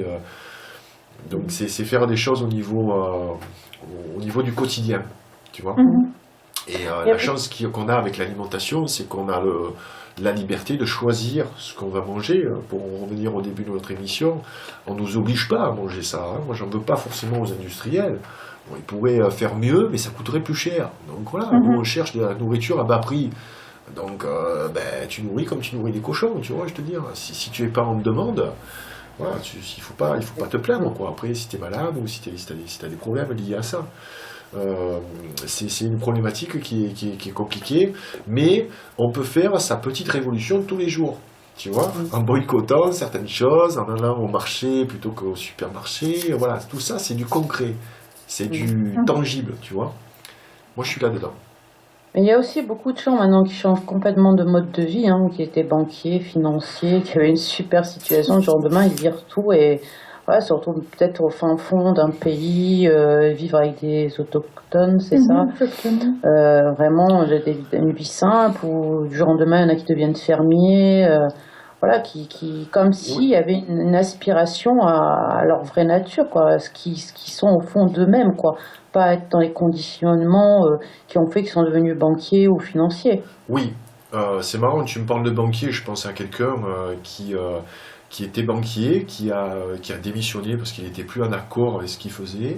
Et aujourd'hui, c'est la personne qui a créé le TEDx. Vous connaissez les conférences TED ? Oui. Non, je ne connais pas. Okay. Donc, c'est des conférences qui sont mondiales. Hein. Voilà, il y a une certaine histoire. C'est des conférences sous un format très court, généralement 10-15 minutes, où on aborde un sujet, on va au cœur. C'est très bien filmé, c'est traduit en quasiment 30 langues. Et donc, il y en a un petit peu dans tous les pays. Et je vais faire celui de Cannes en fin avril. Donc, le TEDx sur l'alimentation. Donc, je vais intervenir. Et c'est cette personne-là, qui s'appelle Norbert Barré, était un banquier. Et aujourd'hui, en fait, il a démissionné de la banque. Et il a lancé donc les TEDx, qui sont quand même des messages et qui ont une grande valeur au niveau du savoir. C'est très humaniste hein, dans le fond. Enfin, dans le bon terme aussi de l'humanisme. Donc c'est un changement de vie. On n'a pas besoin. Le changement de vie, c'est pas juste partir à la campagne faire le paysan, tu vois. Ça ne correspond pas à certaines personnes. Non, moi, mais j'encourage les gens à rester. D'articles justement ou de personnes qui quittaient tout pour. Voilà, c'est qu'ils laissent leurs anciennes croyances, à savoir qu'on a tous été conditionnés, hein, ancrés dans des choses, voilà, qui ne sont pas, moi je dirais, qui ne sont pas réelles ou comment dire, influencés, ou comment dire, même si on a le choix, hein, quand on était enfant, on n'avait pas le choix. Hein. Nos parents nous conditionnaient, on suivait. Voilà, après on arrive à un certain âge, on avait prise de conscience, on est responsable de sa vie, et effectivement on décide de changer de vie, d'être en accord avec soi-même ou pas. Exactement, mais on n'a pas besoin de partir à la campagne, de tout lâcher. On peut rester encore dans la vie réelle, entre guillemets, dans les grandes villes aussi. Il y a toutes sortes de changements, il y a des multiples facettes, donc il n'y a pas... c'est vrai, très souvent, les gens prennent un exemple, les gens qui vont partir et puis vivre, tu vois, en autoproduction, etc., le potager, la campagne, etc. Pour moi, c'est quand même un gros effet de mode, hein, aujourd'hui, on préfère parler de ces gens-là. Mais il y a des gens dans le quotidien qui changent aussi de métier. Il y a des jeunes qui prennent un chemin différent de celui que voulaient leurs parents, tu vois. Il y a toutes sortes de formes de changements. Ça, c'est vraiment passionnant. Non, après, quand tu dis justement, pas besoin de la campagne, après, il faut savoir aussi qu'il y a des personnes qui sont pas justement, qui vivent en ville et qui ont beaucoup de... Moi, je te prends mon exemple de moi-même. Hein. Moi, je sais qu'en ville, une grande ville, je supporte pas. Voilà, j'ai commencé à faire ma première dépression. J'étais dans une grande ville sur Nice. J'étais pas bien, quoi. J'étais pas bien, je stressais, voilà, de voir le stress, le monde, je suis pas agoraphobe, c'est ça, je suis pas agoraphobe. Non, non, pas du tout. C'est comme si j'avais des millions je sais pas comment t'expliquer, de piles, enfin, de trucs électriques dans la tête, tu vois, la sensation d'étouffement, parce que voilà. Et moi, j'ai besoin de la nature. Quand je suis dans une grande ville, faire quelques courses, y aller comme ça va. Mais y vivre au quotidien, je peux pas. Ouais. Là, j'ai besoin de la nature. C'est pas parce que c'est un phénomène de mode, je vais à la nature. Non, c'est un besoin. Oui, non, mais je te parle pas, c'est pas toi Non, c'est pas toi le phénomène de mode. Le personnes. phénomène de mode, c'est les médias aujourd'hui qui vont parler de ce changement radical et qui vont faire passer les gens un peu pour des hurluberlus, tu vois. J'ai vu récemment, puis voilà, il y a beaucoup d'émissions, mais qui passent dans le filtre idéologique. Il y a Cache Investigation qui fait de belles choses, c'est vrai. Mais ça passe néanmoins dans un filtre idéologique. Tout ce qu'on regarde aujourd'hui à la télévision a été validé, a été trié, a été sélectionné. Donc moi je suis très très prudent par rapport à tout ce qui se passe dans les médias mainstream. Le reste c'est différent, tu vois. Le reste c'est des médias libres, des radios libres comme les vôtres. Des blogs, des auteurs indépendants comme moi. Moi, je me nourris plus de ça. Tu vois, je regarde encore les médias mainstream pour être en phase, pour savoir ce que la majorité des gens absorbent, pour connaître un petit peu ce qu'on veut leur faire comprendre. Mais moi, comme toi, avec ma femme, on n'arrive pas à vivre en ville. Pourtant, on est resté plusieurs mois à New York. On a vécu un an et demi aussi à Montréal. Moi, je me nourris aussi quelquefois de l'énergie des villes. Je vais quelquefois sur Paris. Alors, c'est sûr, je n'y vivrai pas, mais j'essaye de voir après juste le bon côté et puis Exactement, je suis d'accord. Voilà, tu vois. Après, certaines personnes qui sont vraiment les vrais citadins, j'en connais. Ouais. Tu les feras pas vivre à la campagne, quoi. Tu vois. Ouais, mais voilà, donc il y a de tout. Tu vois, ils sont heureux comme ça. Mais écoute, voilà. T'as une question, Julie? Oui, ben, je voulais savoir comment tu avais rencontré, compilé toutes les interviews qu'on trouve dans ton livre. Au gré du temps, lorsqu'on a commencé la première entrevue qu'on a fait pour le livre, je ne me souviens plus, hormis les entrevues Heavy Metal Food, je pense que c'est le professeur Pierre-Marie Martin qu'on a rencontré vraiment tout à fait par hasard. Lorsqu'on revenait régulièrement en France, parce que j'ai ma mère qui habite toujours ici, et ma femme allait voir son gynécologue, je crois, qui était en France, et sa gynécologue lui a parlé d'une conférence qui avait lieu le lendemain de ce grand professeur, parce que Valérie, elle avait demandé à Valérie ce qu'on faisait, et on lui avait dit, voilà, on est en train d'écrire un livre sur l'alimentation, et la toxicité de l'environnement et tout. Elle dit, écoutez, il y a un spécialiste qui va intervenir demain, ça va vous intéresser. Et effectivement, lorsque j'ai découvert le professeur Pierre-Marie Martin, qui intervenait au sein de l'hôpital, j'ai pas tout compris de ce qu'il a exposé, parce qu'il n'y avait que des spécialistes. Mais j'ai compris quand même le principal, et ensuite je suis allé le voir, et je lui ai demandé s'il pouvait m'aider à superviser un petit peu, je dirais, mon livre, à faire le lien avec toutes les chroniques que j'allais écrire. Et il a accepté, donc je l'ai revu plusieurs fois. Ça a été le premier. Et ensuite, tous les autres, si tu veux, sont venus vraiment par hasard. Pour l'apiculteur, par exemple, Anissé Desrochers, qui est un apiculteur que j'ai rencontré au Québec, qui est assez extraordinaire. Et je l'ai vu, parce que j'ai vu un documentaire, ce qui s'appelle La Reine Malade, sur la disparition des abeilles. Et dans ce documentaire, le réalisateur l'interviewait, et je trouvais ce gars génial. Je dis, je veux le rencontrer. Ça s'est fait comme ça. Un de mes fans sur Heavy Metal Food m'avait dit, il s'appelait Thomas, il m'a dit, écoute, j'ai mon oncle qui a écrit un livre sur l'abattage, sur les abattoirs, parce qu'il a enquêté pendant 15 ans dans les abattoirs, c'est mon oncle, il s'appelle Jean-Luc Dom, est-ce que tu veux le rencontrer?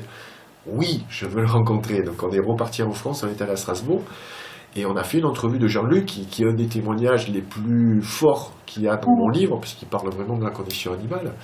Donc tu vois, tout ça, l'herboriste, c'était l'herboriste qu'on avait rencontré dans notre petit village, au fin fond du Québec. Et puis Devin Townsend, ça a été une rencontre extraordinaire dans le milieu de la musique, où il nous parle de son végétarisme, une entrevue très, très spirituelle. Donc voilà, toutes ces rencontres se sont faites vraiment par le hasard. Je ne crois pas du tout au hasard, je crois au signe. Donc voilà, on a été guidés pour tout ça. Et la chronique super-héros, pourquoi l'avoir mis dans le livre? La chronique super-héros, parce que ça fait partie aussi de ma culture, de mon adolescence. J'étais fan en fait des super-héros. J'étais loin d'être le seul. Hein. J'étais jeune adolescent, c'était des comics, donc c'était des corps très musclés, c'était de belles histoires. Parce que l'histoire des super-héros, bon, malheureusement c'est la culture américaine, donc je suis pas forcément pro-américain. Mais tout ce qui est Marvel et puis DC Comics, avec les Spider-Man, Daredevil, Superman, etc. Ça a nourri en fait mon adolescence. Et puis j'avais un complexe quand j'étais jeune, jusqu'à l'âge de 17 ans, je faisais beaucoup de foot. J'étais très très maigre. Je pesais 73 kilos, comme mon père, pour 1m88. Et je faisais vraiment un complexe sur ma maigreur. Et lorsque donc, je suis parti aux États-Unis, c'est là où j'ai découvert Arnold Schwarzenegger, et j'ai eu la chance de m'entraîner avec ces grands champions à l'époque. J'ai découvert des super-héros en vrai, au niveau visuel. Quoi, tu vois, voilà. Donc ça fait partie aussi de l'homme que je suis aujourd'hui, parce que la culture physique, je me suis intéressé à la nutrition, etc. Donc tout part de là. Donc j'ai voulu rendre aussi hommage aux super-héros. Et puis... on est tous des super-héros. On a la force du mental, la force du cœur aussi, mais on a une vraie force en nous. Et voilà, donc toute la mythologie autour de ces super-héros m'intéresse beaucoup. Voilà. Le pouvoir de l'esprit sur la matière, c'est ça? En quelque sorte. Allez, on va se faire notre dernière petite pause.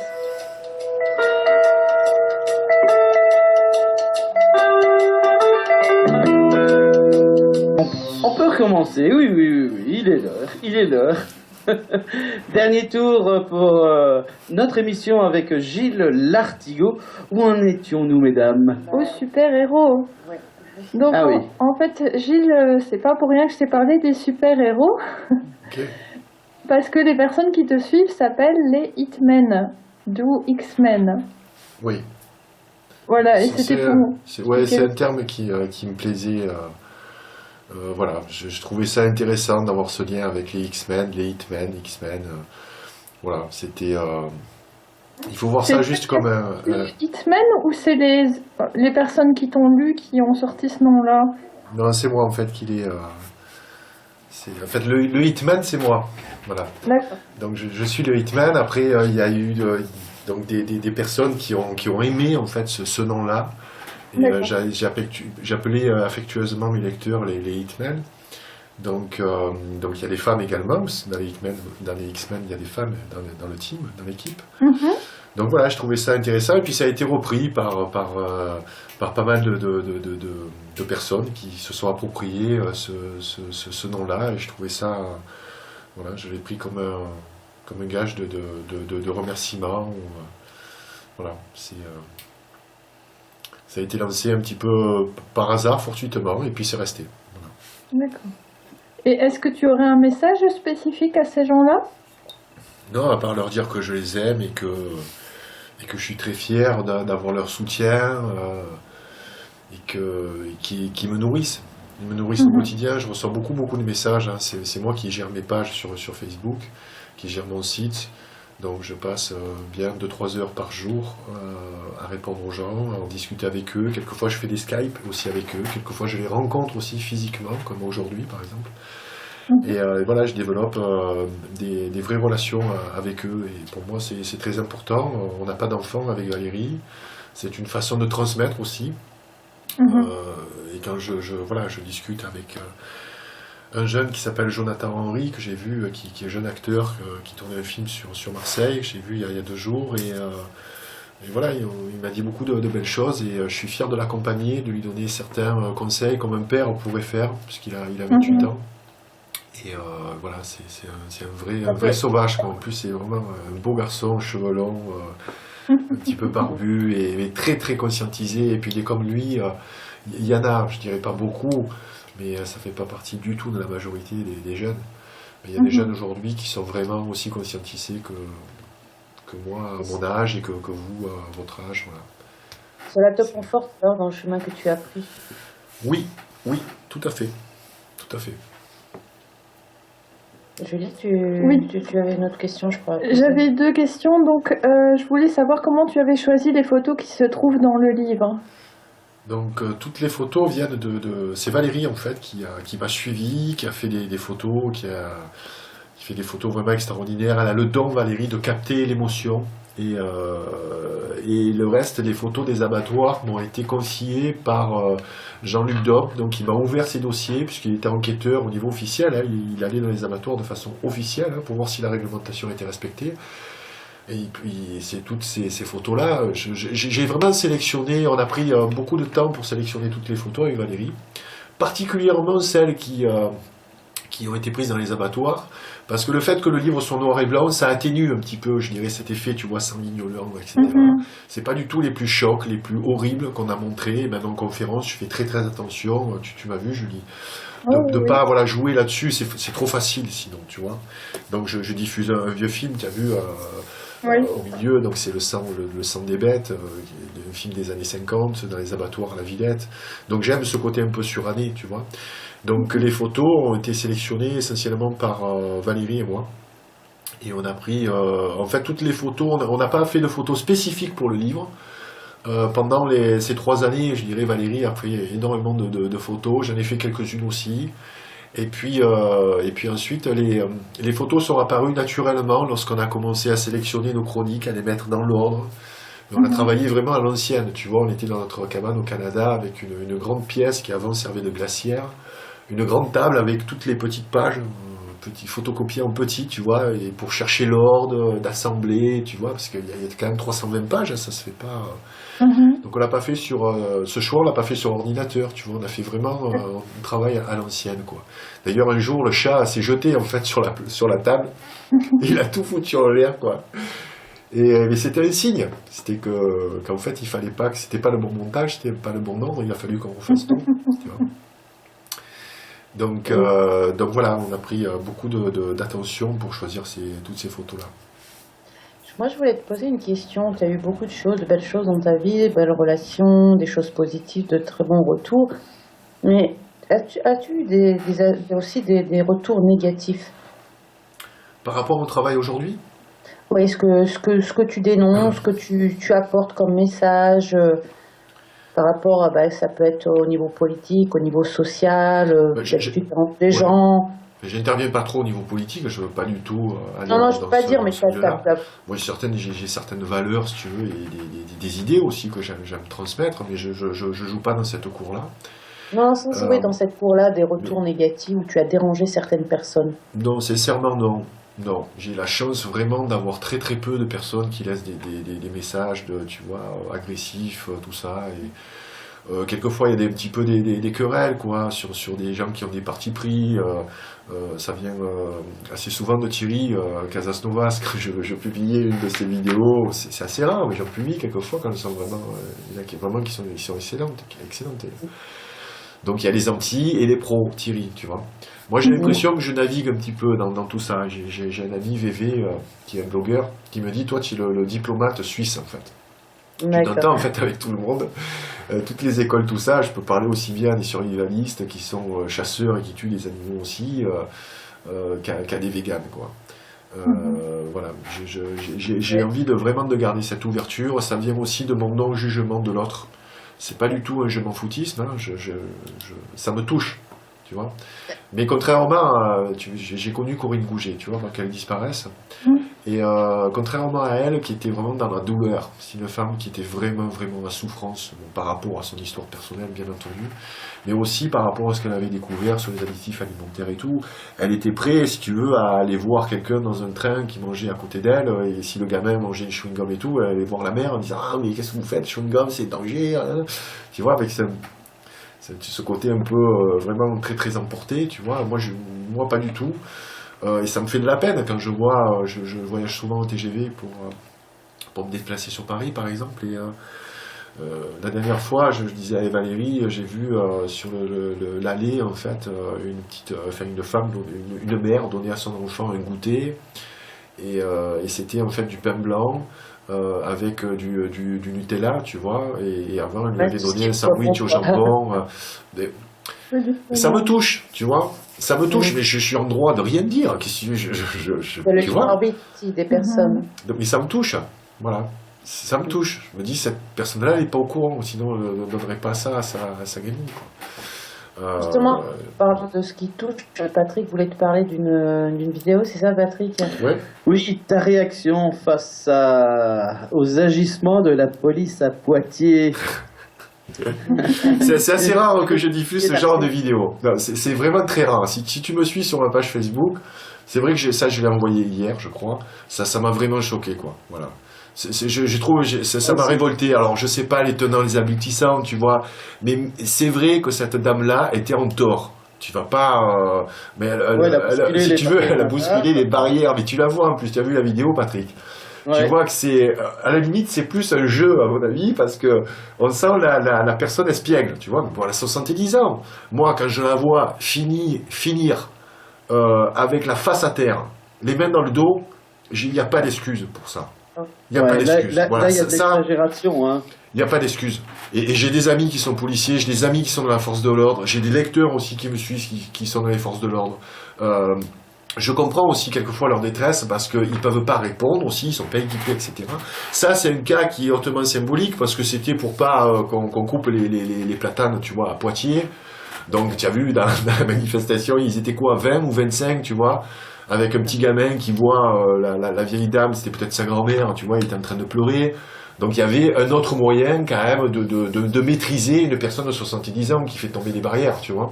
Complètement, parce que surtout qu'à un moment, elle avait l'impression d'étouffer.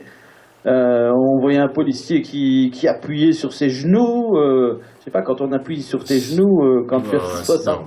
C'est sûrement ça fait vraiment mal, hein.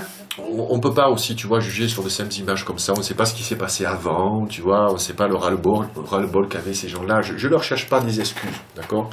Mais voilà, quand il y a des choses comme ça, pourtant j'évite, tu vois, de pas trop relayer. Je suis pas là pour attiser la haine. Je suis juste là pour dire aux personnes que des fois il faut désobéir. Il faut désobéir. Il faut parler. Il faut pas se taire. On ne peut pas laisser faire certaines choses. Voilà. Surtout, c'était pour la nature, c'était pas quelque chose voilà, de plus quoi. C'était vraiment protéger la nature. Bon, après, voilà, elle est sûrement en tort, parce que c'est peut-être quelque chose qui a été voté, tu vois, etc. Voilà, mais elle a manifesté son mécontentement, et puis elle a été traitée comme vraiment vulgaire. Voilà, ça m'a vraiment choqué, ouais. Exactement. Et c'est pour quand ta prochaine tournée en Belgique ici? Tu as des dates? Écoute, c'est un petit peu loin parce que moi je réside en ce moment dans le sud de la France, donc il faut que j'organise tout ça. Pardon? À Montpellier, c'est ça? Non, pas Montpellier. Donc c'est assez loin de chez moi, donc il faut que j'organise tout ça aux environs de Lille aussi. Peut-être si on est à Lille, on ira peut-être en Belgique. On est juste à côté, nous, ici. Hein, oui, mais tout à côté, mais tu sais, moi, je tiens à faire des prix vraiment bas. Les endroits qu'on loue, en fait, on loue tout, on n'a aucune subvention, tu vois, on prend des risques lorsqu'on loue des salles. On a la chance aujourd'hui d'attirer 200, 300 personnes, c'est exceptionnel. Là, la conférence sportive, ça sera des configurations beaucoup plus petites, parce que je vais faire vraiment une conférence toute simple, là, sans cinéma, sans... je dirais vidéoprojection, etc. Mais avoir un bel échange après de questions-réponses, chose que je ne faisais pas lors de la dernière tournée. Donc des configurations plus petites, il faut que je puisse amortir tout ça, tu vois, c'est une question de coût essentiellement. Voilà. J'aimerais aller de partout, passer beaucoup de temps. Moi, j'aime beaucoup ça. Hein. J'aime beaucoup rencontrer les gens, en plus découvrir de nouvelles choses. Et voilà, la Belgique, je connais très peu. Voilà. J'ai quelques Il y a amis, beaucoup de choses à voir. J'en doute pas, comme dans tous les pays et toutes les régions. Julie, tu as une question encore? Oui, la dernière question, c'était par rapport à l'eau de Quinton. Tu en as parlé dans ton show conférence. Oui. Est-ce que tu peux en parler un petit peu aux gens?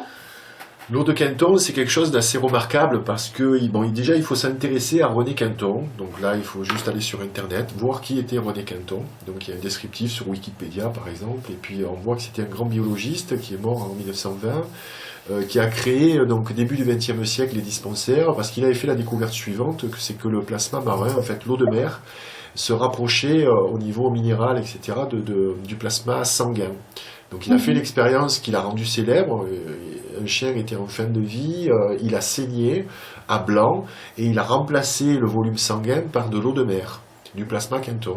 Donc le chien a survécu. Ensuite, 15 jours après, il a recréé en fait son propre volume sanguin. Donc c'est de l'eau de mer en fait, tout simplement, qui est plus ou moins diluée selon le format de l'hypertonique ou de l'isotonique. Et donc c'est vendu en ampoule ou en litres. Et puis en consommant, je dirais, cette eau de Quinton sous forme de cure, on reminéralise son corps. Parce que c'est vraiment tous les bienfaits de la nature qui sont à disposition dans l'eau de mer. Voilà. Ça le régénère, c'est ça? Tu sais, la régénération de notre corps, en fait, elle est essentiellement provoquée par tous les minéraux, en fait, le fonctionnement de notre corps. Voilà, si on lui donne les bonnes choses, il se régénère de lui-même. Il n'y a pas d'aliment miracle. Voilà, l'eau de Quinton, c'est pas miraculeux, bien que ça puisse guérir certaines choses. On peut la faire aussi en injection. C'est pas légal, mais c'est assez efficace pour soigner des rhumatismes, des choses comme ça. Ça, et vraiment en interconnexion avec la nature, hein, puisque comme tu disais tout début, on est vraiment, il y a tout, la nature est bien faite. La nature est bien faite. Après, je ne rejette pas du tout en bloc la médecine. Aujourd'hui, je suis en train de collaborer avec des médecins, des spécialistes, des cancérologues. Pas tout est à jeter. Hein. Moi, je reste beaucoup de respect pour la médecine d'urgence. Hein. Tu vois, donc il y a des choses. La médecine sauve des vies, hein, il faut le dire. Mais il y a beaucoup de médecine business hein, sur tous les médicaments que nous avons, je dirais, un très faible pourcentage est réellement efficace, ça il faut le dire. Il y a un gros mensonge au niveau des vaccins aussi, ça il faut le dire, Joyeux s'en charge, tu vois. Donc, mais par contre, il y a de la bonne médecine encore, voilà. Mais tu as pu remarquer aussi que de plus en plus de médecins font appel à la santé, enfin tout ce qui est médecine alternative aussi. De plus en plus, je m'en réjouis. Oui, on a vu qu'à la Timone, justement, ils travaillaient avec beaucoup de thérapeutes hein, à ce niveau-là. Tout ce qui est médecine alternative, à Lyon aussi, je crois. Ça commence à venir un peu partout. C'est très bien, voilà, c'est très très bien. J'ai rencontré il y a peu de temps un spécialiste en fait du côlon. Et il me disait, pourtant c'était quelqu'un de à peu près de 65, 70 ans, quoi. Il reconnaissait que 70% des cancers du côlon étaient provoqués par le mode alimentaire, quoi, la mauvaise alimentation, et il en informait ses patients. Voilà. Bon, c'est quelqu'un qui collabore aussi avec Henri Joyeux, donc bon, ils sont un peu dans la même école, tu vois. Aussi. Donc voilà, il faut pas avoir de préjugés, quoi. Il y a de la bonne médecine, il y a des médecins ouverts, il y a des médecins qui sont conscients que l'alimentation peut être vraiment une prévention et peut guérir. Mais par contre, ils admettent pas, si tu veux, ce concept de guérison uniquement par l'alimentation, ou le jeûne, ou les jus, enfin peu importe. Voilà, Parce que si tu veux, pour eux, ils s'appuient sur des études cliniques. C'est-à-dire il faut que scientifiquement ça soit prouvé, donc on fait des études cliniques, et on ne fait jamais d'études cliniques sur l'alimentation qui guérit. Parce que les études cliniques coûtent énormément d'argent. C'est pas 1 500 €, hein. C'est 150 000, voire 500 000 €, tu vois, pour faire une... Donc, toutes ces études-là, si tu veux, ne sont pas financées parce que ça rapporte pas de l'argent aux lobbies pharmaceutiques, tout simplement. Les lobbies pharmaceutiques financent des études pour trouver des médicaments, voilà, qui vont soigner un mal précis. Voilà. Et ça leur fait gagner beaucoup d'argent. Et qui vont donner d'autres maladies. Il y a des effets secondaires. Alors, mais t'inquiète pas, Patrick, pour les effets secondaires, en fait, tu prends d'autres médicaments. Tu vois? Bah oui, c'est ça. Donc, voilà. Donc tu payes, tu repayes, tu repayes et tu repayes. Mais non, tu payes pas. C'est ça qui est fantastique en France. On paye pas nos médicaments. On a la sécurité Non. sociale. Tu vois, donc forcément, si on paye pas, si ça nous coûte rien, le Français, il n'est pas conscient de ça. Tu vois, je sais pas comment ça se passe en Belgique. C'est un peu plus compliqué au Québec. Au Québec, tu cherches, tu demandes un rendez-vous avec un spécialiste, avec la carte soleil, tu attends 6 mois. Tu vois? Des fois, tu attends 1 an pour faire une IRM. Ah oui, mais il faut le savoir, donc tu préfères ne pas être malade. Hein. Donc nous, en fait, on n'apprécie plus les services santé que nous avons, je pense, en France, qu'on n'est pas assez regardant. Comme ça nous coûte rien. Bah tiens, je vais me faire changer le genou, je suis remboursé, j'ai une bonne mutuelle et tout. Je dis, ouais, mais avant de faire changer le genou, peut-être il y a d'autres choses à faire, tu vois. Mais on est dans Voilà. l'abus. C'est pas un abus qui est provoqué aussi. Bon, il y a vraiment des escrocs et des gens qui abusent de notre système, mais c'est un désintérêt, si tu veux. On s'intéresse pas à ce que ça coûte. Voilà, une chimiothérapie, ça coûte plusieurs dizaines de milliers d'euros par an. Hein, pour soigner un cancer du sein, c'est 40-50 000 euros. Oh, c'est une somme, hein. Ok. Oui, mais ça nous coûte rien. Donc, oui, mais ça nous coûte à nous, parce que nous on les paye avec nos impôts, tu vois. Gilles, Oui. on est arrivé à la fin de cette émission. Alors Merci. j'ai une question pour clore tout. On n'a pas parlé d'alcool. Tu consommes de l'alcool? Rarement, parce qu'en fait, j'ai jamais C'est été comme gros métalleux. consommateur dans... Allô? Ouais. Comme métalleux? Même comme métalleux, si tu veux. Moi, je prends pas plaisir, en fait, à boire de l'alcool. Je peux boire une bière, ou un alcool fort, ou un verre de Voilà. vin, ou Ouais. tu vois, épisodiquement. Modération.